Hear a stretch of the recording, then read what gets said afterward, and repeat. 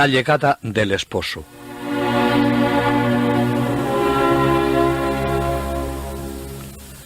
Bernardo fue en verdad hijo de la Iglesia y santo de Dios. Si se cuenta el misterioso acuerdo que hubo entre este monje blanco y las aspiraciones de sus contemporáneos, si se cuentan los problemas en los que su actuación fue decisiva, el siglo XII debería llamarse el siglo de San Bernardo. Pero sobresale todavía más por la altura espiritual a la que llegó el impulso que dio al cristianismo de su época. San Bernardo está a la cabeza de los grandes héroes del cristianismo. Este lugar no se lo damos nosotros, se lo dan quienes convivieron con él. La gloria le rodeaba, aunque para él todo eso era solo polvo. Algunos de sus biógrafos dicen de él que era la delicia de su siglo. Hemos visto que le querían, le agasajaban allí donde llegaba, le llamaban el hombre de Dios. En Milán casi le ahoga la muchedumbre entusiasta. En el barrio latino los estudiantes le aclaman. Es tristemente humano que, ante esta celebridad, surgiese la envidia, el resentimiento. No se proclama la justicia y la verdad sin peligro. Y por ello fue acusado. Pero no se conmovió. Su vida y sus escritos hablan por él. Muchos juzgarán a Bernardo por lo que hizo, sobre todo por algunas de sus actuaciones más destacadas, y así le llaman el taumaturgo, el renovador de las órdenes religiosas, del clero, de la sociedad, el que trabajó como un campeón por la unidad de la Iglesia y defendió la fe. Y todo esto es verdad. Pero todo esto fue posible porque antes de esto, Bernardo era un amante que amaba a Dios Padre, Hijo y Espíritu Santo. Su mayor milagro se realizó en Claraval. Allí logró esa unidad de vida, que le llevó a ser un hombre de acción y un gran místico. Y él fue el que forjó aquella multitud de monjes moldeados en la semejanza de Cristo. Y modelar monjes auténticos con el mísero material de nuestra humanidad, haciendo que olviden sus insignificantes y engreídas personas para dedicar toda su atención a Dios, no es nada fácil. El tratado de consideración es como el testamento de Bernardo. Además de las razones de la predicación de la cruzada, y también una apología preliminar de la acción de la providencia contra las faltas y las carencias de los cruzados, artesanos de las desgracias de las que se quejan. Al lado de estos propósitos que debía escribir debido a las circunstancias, Bernardo define a Eugenio III los deberes de su cargo, y se dirige a él como a su hijo. ¿Qué me importa a mí que hayas accedido a la silla pontificia? Aunque marchases sobre las alas de los vientos, no escaparías a mi amor. El amor ignora al Señor y no reconoce más que al Hijo, incluso bajo la tiara. Sube al cielo, baja a los abismos, no te me escaparás. Te seguiré a donde quiera que estés. Te he amado pobre, te amaré como padre común de pobres y ricos. Pone en guardia al Papa contra el fasto de la corte romana, porque él es el sucesor de Pedro, no de Constantino. Su vocación no es tanto el reino como la meditación, que Bernardo define distinguiéndola de la contemplación. La meditación purifica primero su propia fuente, es decir, el espíritu en el que nace. Después rige los afectos, dirige los actos, corrige los excesos, ennoblece y ordena la vida. Confiere igualmente la ciencia de las cosas divinas y humanas. Es la que separa lo confuso, acerca lo que se aleja, junta lo que se dispersa, penetra las cosas secretas, busca la verdad, examina lo verosímil, prueba lo falso y lo trucado, ordena lo que debe ser hecho, vuelve lo que ha sido hecho, para que nada permanezca en el espíritu que no sea corregido o merezca serlo. Y es que de la pureza de espíritu y de corazón del pontífice depende la expresión justa de su autoridad. La meditación le permite tener una visión propiamente jerárquica del mundo, es decir, ordenado según un principio sagrado. Por eso le dice: ¿qué le importa el uso de los grados a quien se sienta ya sobre el trono? Por la meditación es una criatura celeste y dispone de un medio para contemplar las cosas del cielo. Ve al Verbo, y en el Verbo todo lo que ha sido hecho por el Verbo. No tiene necesidad de mendigar a las criaturas el conocimiento del Creador. Tampoco tiene necesidad de descender hasta ellas para conocerlas, pues donde las ve están mucho mejor que en ellas mismas. Por eso el Papa debe apartar de sí lo que Bernardo llama ocupaciones malditas, que acaparan su jornada y le desvían del ejercicio de la meditación, y por una paradoja diabólica le privarían a él solo de los beneficios que está encargado de dispensar a los demás, y le da la razón. Nadie es sabio si no lo es para sí mismo. Quien es sabio para sí, será sabio y beberá el primero agua de su fuente. Le indica al Papa 4 cosas para meditar. A ti, lo que está debajo de ti, lo que está alrededor tuyo y lo que está encima tuya. Alguien dice que en realidad son las dimensiones de la cruz.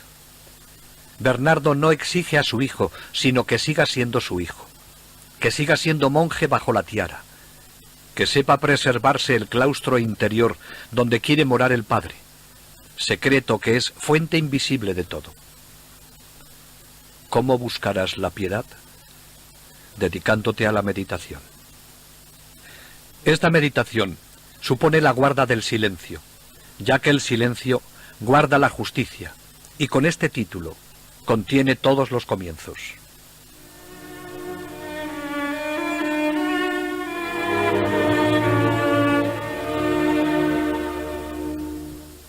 El dolor va llamando al corazón de Bernardo ante la desaparición de personas, para él muy queridas. Uno tras otro fue perdiendo a algunos de sus hermanos y sus mejores y más íntimos amigos, como si Dios, antes de cortar el árbol, le hubiera quitado las ramas. En 1144, el corazón de Bernardo sufre un nuevo desgarrón. El Señor se llevó consigo a su hermano Andrés mientras él estaba en una de sus tareas apostólicas. Bernardo amaba entrañablemente a sus hermanos, a quienes se sentía especialmente unido por los lazos de la sangre y de la profesión religiosa. Perdía con él otro hermano y un excelente colaborador en la empresa que juntos habían emprendido en el seguimiento del único rey por quien merecía la pena vivir y morir. Querían amarle sin medida, y por él lo habían dejado todo. Andrés vivió con generosidad en su humilde puesto de portero la vida que por Jesucristo había abrazado. Él quería seguir las huellas, parecerse lo más posible a él. Fue una lucha diaria para alcanzar esa meta a lo largo de los 30 años que vivió en el monasterio. Seguir a Cristo conduce a la cima del Calvario, pero desde allí se empieza a experimentar el gozo del encuentro con Cristo. Ahora podía gozar de su presencia cara a cara. Bernardo experimentó el dolor que siente aquel a quien le quitan algo de sí mismo. Un nuevo intercesor tenía en el cielo. El 16 de diciembre de 1150 muere el abad de Citeaux, Reinaldo. A través de él se reconcilió con Abelardo. Al enterarse Bernardo, no puede menos de exclamar: «Nos ha dejado. Día es de luto para nuestra orden». Y en una carta al Papa Eugenio III le dice: «Tengo doble razón de llorar. He perdido en Reinaldo un padre y un hijo». Y hablando de su enfermedad le dice: «Vuestro niño está más enfermo que nunca. Se marcha gota a gota. Sin duda, es demasiado poco digno de morir de una sola vez y de entrar rápido en la vida». Poco después le anuncian que su amigo Siger, abad de Saint-Denis, está gravemente enfermo. Su primer pensamiento fue volar al lado del que, a los ojos de Bernardo, era el hombre de Estado según el corazón de Dios. Al comenzar el año 1151, Cuando se vio claramente que toda esperanza era inútil, le escribió consolándose, pensando que le seguiría poco después, y le animaba, como sólo él sabía hacerlo, para el momento decisivo, al mismo tiempo que le rogaba se acordase de él en la presencia de Dios. La carta iba acompañada de unos donecillos de manteles para el altar, último presente de su amistad fraterna que Siget recibió con infinita gratitud. Una sola cosa deseaba, según escribió al abad de Claraval: si yo lograse ver, siquiera fuese una sola vez antes de morir, vuestro angelical semblante, me iría con mayor seguridad de este siglo. En 1151, después de Siget, muere el conde Thibaut de Champagne. Después, el obispo de Auxerre, Hugo de Vitry, antiguo abad de Pontigny, y el más antiguo amigo de Bernardo, su condiscípulo de Saint-Forles y uno de los 30 que le escoltaron en el ingreso de Citeaux.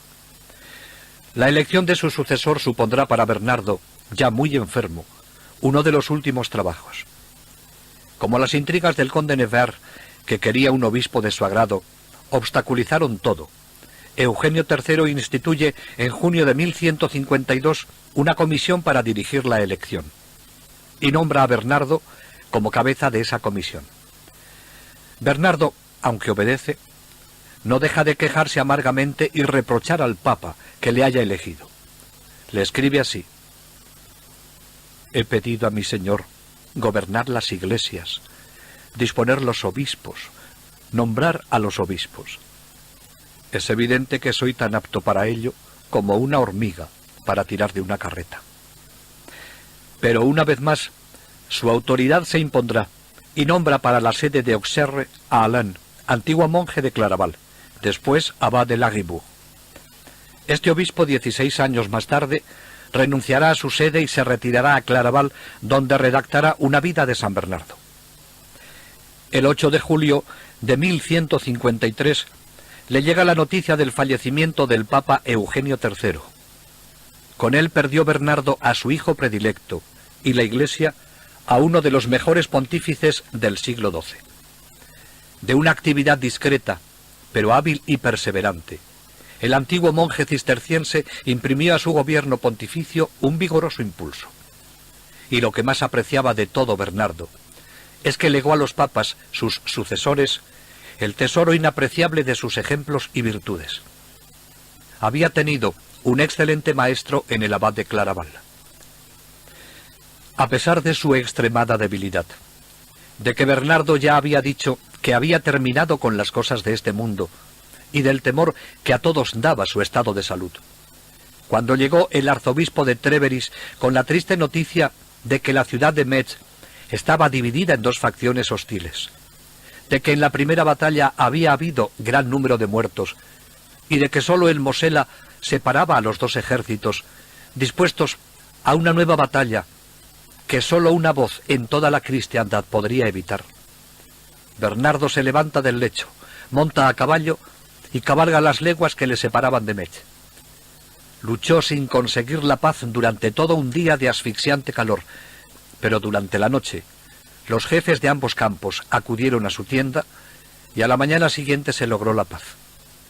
De allí acudió de nuevo a Claraval, ya para iniciar el último viaje.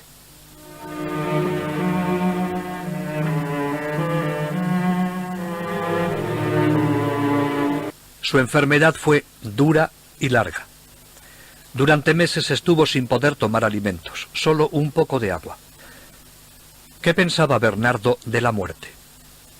Cuando habló de ella, no habló sobre las circunstancias que la acompañaban, ni tampoco para inculcar miedo al que iba a padecerla. La consideraba como un dato de experiencia humana que Cristo había asumido y por su resurrección transformado en paso hacia la vida eterna. La nota dominante era siempre la seguridad, la confianza para los que se van y también el sufrimiento, a causa de la separación para los que se quedan.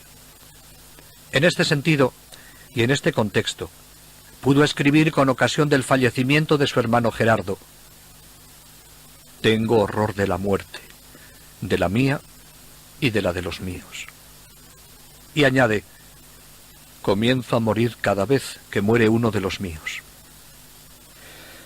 Pero para aquellos que entonces comenzaban a participar de la gloria del resucitado, la muerte es un misterio de alegría.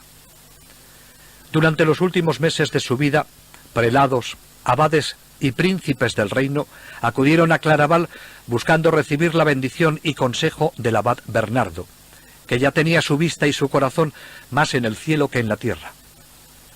Mientras pudo, nunca dejó de celebrar la misa, y al mismo tiempo que ofrecía la hostia inmaculada, se ofrecía a sí mismo. Vio llegar la muerte con gran amor. Extenuado por su sufrimiento, su cuerpo parecía dejar su espíritu más vivo y su alma más ardiente. Había esperado aquel momento como el de la luz definitiva.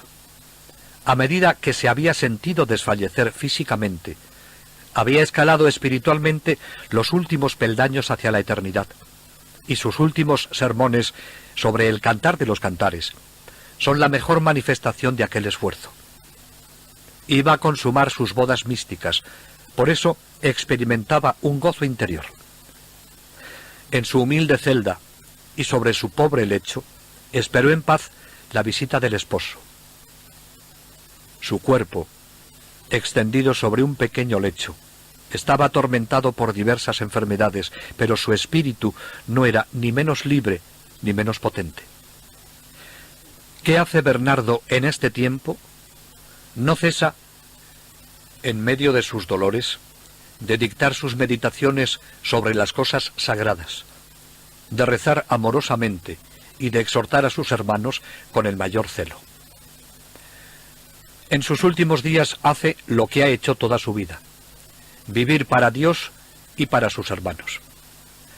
Cuando Bernardo vio a sus hijos llorando, consiguió reunir fuerzas suficientes para darles los últimos consejos.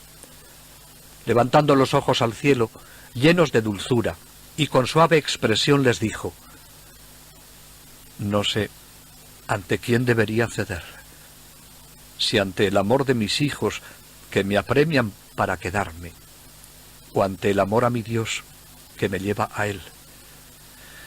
Dejemos a Dios la decisión. Dios iba a decidir en contra de los deseos de los monjes y se llevaría consigo a Bernardo, aquel hombre que tanto amaba a Dios. Bernardo, con gran humildad, les da 3 consejos de oro.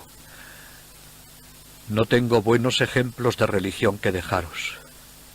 Solo estos 3 puntos os recomiendo, que he procurado guardar cuanto he podido. Siempre me he fiado menos de mi juicio que del de los otros. Cuando me han ofendido, jamás he procurado vengarme.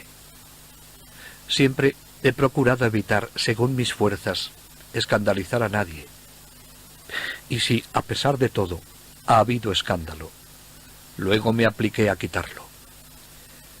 Todavía reunió las pocas fuerzas que le quedaban para darles el consejo que siempre creyó necesario dar al mundo y que siempre fue la norma de su vida. En nombre de Jesucristo, os ruego que sigáis amando a Dios, como yo os he enseñado. El amor. Esto es lo que siempre había vivido y enseñado.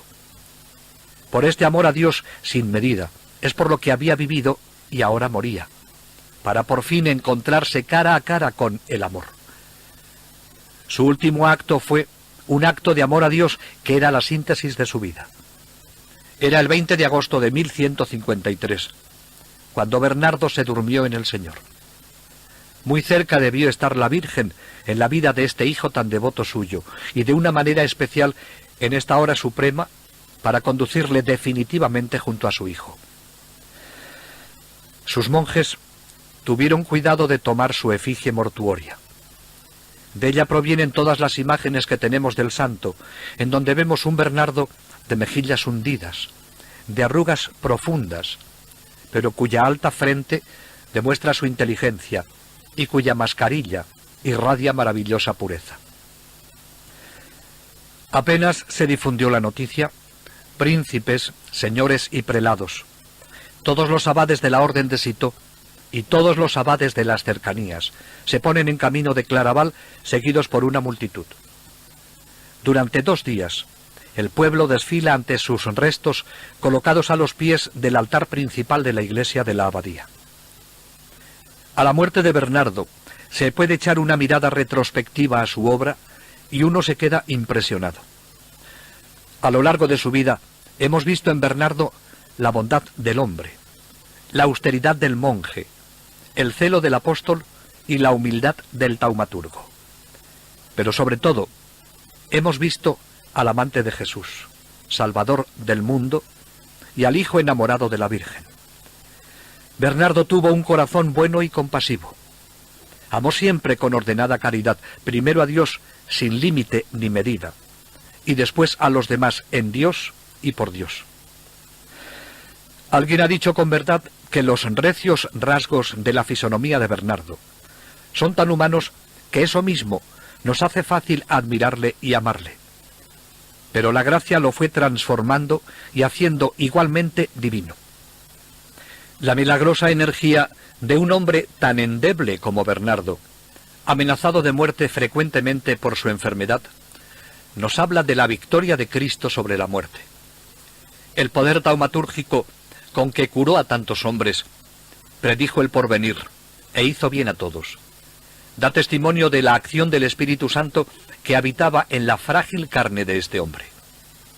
A todos nos ha abierto magníficos horizontes de contemplación, que nos recuerdan que la muerte y resurrección de Cristo nos ha dado la llave del paraíso y del tercer cielo, a veces antes de la muerte, para los que tienen la dicha de gozar de esa contemplación. La santidad de Bernardo es la santidad del profeta y del mártir. Es la santidad de un testigo que se enfrenta con el mundo y con sus engaños, y los supera con su muerte. El martirio por el que Bernardo venció el espíritu mundano fue, en primer lugar, la ascesis del claustro que quiso abrazar. En segundo lugar fue el sacrificio que le inclinó a renunciar a vivir en su monasterio, como era su deseo, para entregarse a los trabajos apostólicos que Dios le encomendaba por medio de sus superiores eclesiásticos. Y en tercer lugar, fue esa muerte mística que algunos han designado con el nombre de martirio de amor, y cuya experiencia hizo Bernardo en el éxtasis que le hizo salir de sí mismo por amor a Cristo.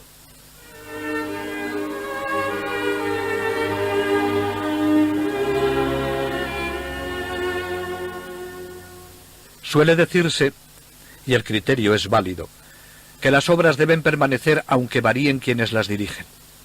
Pero la realidad es que las obras suelen estar bastante condicionadas por sus dirigentes, y no siempre porque ellos lo deseen. Bernardo fue el hombre designado por Dios con aquel grupo de 30 nobles de gran espíritu, a quien se le puede considerar como el fundador del Císter. Pero es que, además de las cualidades humanas con las que Dios le había dotado, fue un santo, y realizó todo lo que Dios quiso y como Dios quiso. Cuando Bernardo murió, la mañana del 20 de agosto de 1153, dicen sus historiadores que el futuro de su obra estaba asegurado, aunque pesaba sobre ella la amenaza de la prosperidad, que es por donde empieza a decaer el espíritu. El espíritu de Bernardo estaba llamado a vivir en sus hijos, pero estos eran tan numerosos y estaban tan dispersos, que les iba a ser difícil conservar el ideal tan exigente de quien había animado con su ardor ese cuerpo que creció con asombrosa rapidez. Dicen que de las 350 abadías cistercienses que florecían a su muerte, 174 casas eran filiales de Claraval y 70 fundaciones eran personales de Bernardo, y que algunos monasterios de esos tenían hasta 700 miembros. Los monasterios, a su muerte, estaban repartidos por toda Europa occidental, llegando hasta Irlanda, Inglaterra, Suecia, Alemania, Italia, Cerdeña, España y Portugal. Durante el siglo siguiente a su desaparición, Claraval solo funda una docena de casas. Aunque ya era considerado santo en vida, su canonización se pone en marcha poco después de su fallecimiento. Desde 1155, los documentos están preparados. El 18 de enero de 1174, el Papa Alejandro III eleva a Bernardo al honor de los altares. El 20 de agosto de 1830, Pío VIII le proclama doctor universal de la Iglesia. En 1924, Pío XI recomienda a los religiosos la lectura de San Bernardo para su formación espiritual. El 24 de mayo de 1923, al cumplirse el centenario de su piadosa muerte, Pío XII escribe la encíclica Doctor Melifluo, cuyo comienzo dice así: El doctor Melifluo, último de los padres, pero no desigual a ellos, estuvo dotado de talento y de alma, concedidos por Dios como celestiales obsequios, que apareció por su santidad, su sabiduría y su maravillosa prudencia, dominador soberano en toda aquella época de tan diversas y con frecuencia turbulentas circunstancias. Por lo cual grandemente le alaban no sólo los sumos pontífices y los escritores de la Iglesia católica, sino también los herejes.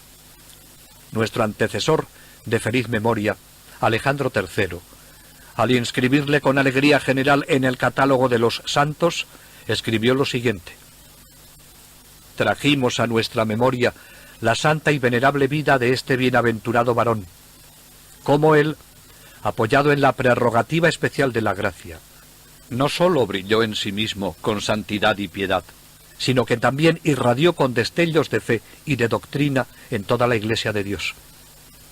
Casi ninguna de las regiones de la cristiandad desconoce el fruto que en la casa del Señor se obró con su palabra y su ejemplo. Cuando se dispuso a transmitir el espíritu de la santa religión hasta las lejanas e incluso bárbaras naciones, trajo a la rectitud de la vida espiritual una infinita multitud de pecadores. Él fue, como dice Baronio, un varón verdaderamente apostólico. Más aún, un verdadero apóstol enviado por Dios, poderoso en obras y en palabras, que ilustró en todas partes su apostolado con maravillosos signos para que pudiera ser llamado, como los grandes apóstoles, ornamento y al mismo tiempo columna de toda la Iglesia católica. Su doctrina ofrece plena garantía, porque, como sigue diciendo el Papa, su doctrina está casi toda tomada de las páginas de la Sagrada Escritura y de los santos padres, que él, día y noche, meditaba atentamente. No de las sutilezas de los dialécticos y de los filósofos, que muchas veces parece despreciar. Hay que advertir, sin embargo, que él no desprecia la humana filosofía digna de tal nombre, que conduce a Dios y da normas de recta vida y sabiduría cristiana, sino más bien aquella que utiliza la palabrería y las vanas cavilaciones para levantarse atrevidamente a las cosas divinas y escrutar todos los arcanos de Dios, de tal manera que, cosa frecuente también en aquel tiempo, viola la integridad de la fe y se precipita desdichadamente en la herejía. Y es San Bernardo el que da muy acertadas orientaciones de cuál es el provecho y utilidad de la ciencia. Las recoge el Papa en la encíclica. ¿Sabes cómo San Pablo apóstol establece el provecho y la utilidad de la ciencia en el modo de poseerla? ¿Qué significa modo de poseerla?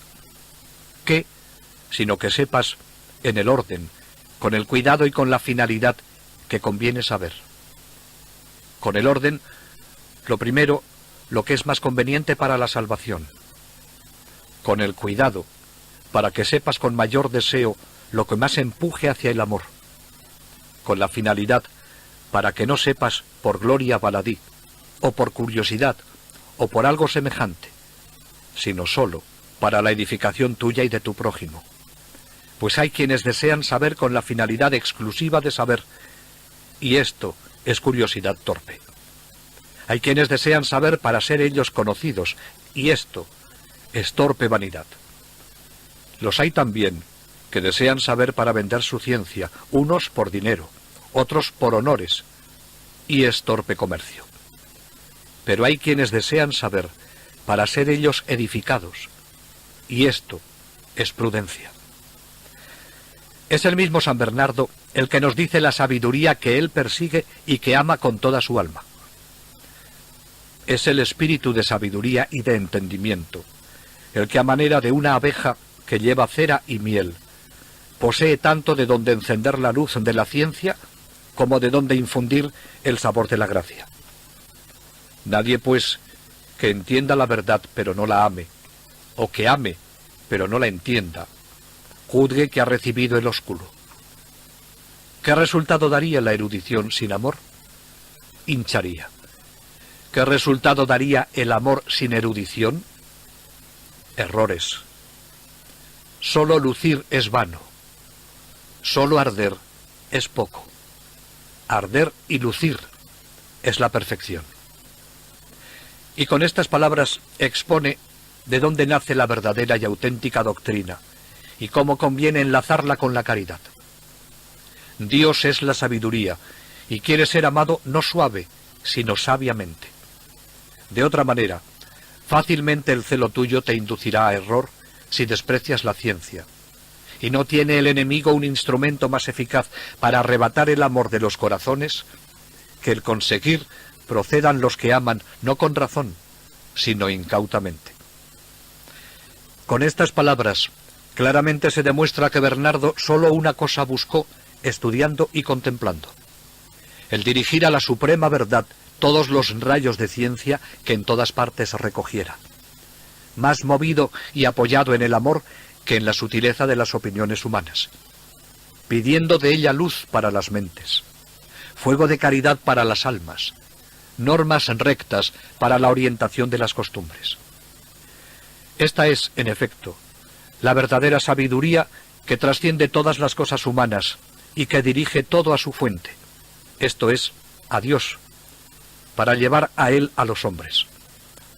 El doctor Melifluo no procede a paso lento en su raciocinio por caminos inciertos y poco seguros, confiado en el poder de su talento. No se apoya en silogismos difíciles y estudiados, de los cuales frecuentemente abusaban los dialécticos de su tiempo, sino que, como águila que se atreve a mirar al sol, se dirige al vértice de la verdad con vuelo rapidísimo. Porque la caridad, que a él le empujaba, no sabe de tardanzas y pone como alas a la mente. Para él, la doctrina no es una meta definitiva, sino más bien un camino que lleva hasta Dios. No es algo frío, en lo cual se detendría inútilmente el espíritu, como jugando consigo mismo, cazado por esplendores engañosos, sino que se mueve, es empujado y regido por el amor. Por lo cual Bernardo, apoyado en esta sabiduría, meditando, contemplando y amando, sube a la suprema cumbre de la mística doctrina y se une con el mismo Dios, gozando en esta vida mortal algunas veces de una felicidad casi infinita. A esta luz podríamos intentar encontrar la palabra que defina el espíritu de Bernardo, pero que coge al hombre y al santo en su totalidad. Sería el amor, la caridad, pues era el mismo Espíritu de Dios el que ardía en su corazón. En esa viva llama, Bernardo contemplaba al Padre y al Hijo, que al entregarle su espíritu, su mutuo amor, se revelaban a él. Todo el ardor, fortaleza, dulzura, todo el fervor del sacrificio, todo el celo apostólico, toda la increíble generosidad de Bernardo, procedían de este fuego divino. Su caridad estaba plenamente iluminada por el sentido de Cristo que Dios otorga a sus más grandes apóstoles. Su caridad no era ciega, veía. Cuando la caridad tiene ojos para ver a Dios, se llama sabiduría. Y esta es la sabiduría que dice Bernardo que es la que hay que buscar. Hoy vivimos en un mundo que ha perdido el sentido de la sabiduría. Ya no concebimos que únicamente la sabiduría de la cruz, hace al hombre semejante a Dios, toda vez que por la cruz el Señor vino a ser para nosotros santificación, redención y sabiduría, como nos dice San Pablo. Para poder comprender a San Bernardo, tenemos que buscar la sabiduría de Dios, que es locura para el hombre. Tenemos que dejar a Cristo que penetre nuestros corazones y nos transforme en Él, por el poder de su cruz. Con razón se le llama a San Bernardo el último de los padres de la Iglesia, en el sentido de que su doctrina y escritos se asemejan a los de aquellos. Si hubo un tiempo en el que algunos vacilaron en concederle este título, porque decían que vivió en el siglo XII y no gozaba de suficiente antigüedad, Mabillon otorgó a Bernardo el título de Padre de la Iglesia, y el Papa Pío XII, en la encíclica citada, ratifica este título cuando dice: el doctor Melifluo, último de los padres, pero desde luego no inferior a ellos.